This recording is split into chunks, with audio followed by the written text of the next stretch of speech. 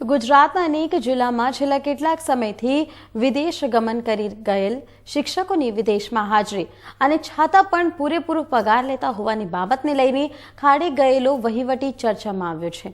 ત્યારે આણંદ જિલ્લાના ખંભાત તાલુકામાં એક સ્કૂલ એવી પણ છે જ્યાં સ્કૂલ છે પણ વિદ્યાર્થી નથી, શિક્ષકો છે પણ પૂરતું ઇન્ફ્રાસ્ટ્રક્ચર નથી, મેદાન છે પણ રમતગમતના સાધનો નથી। અહીં પગાર સહિત મહિને 3 લાખનો ખર્ચ થાય છે। જી હા, આ સ્કૂલ એટલે જ્યુબિલી માધ્યમિક સ્કૂલ। ખંભાત શહેરથી નગરા રોડ પર જાવ તો 1 કિલોમીટરના અંતરે ડાબી તરફ બીડી રાવ કોલેજ કેમ્પસ આવે છે।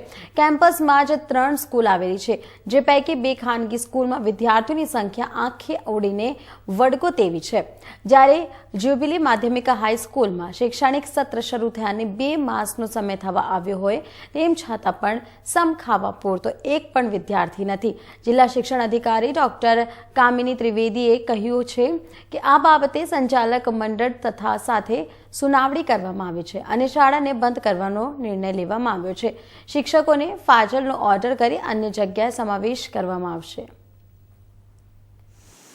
કામિની ત્રિવેદી, જિલ્લા શિક્ષણ અધિકારી, આણંદ।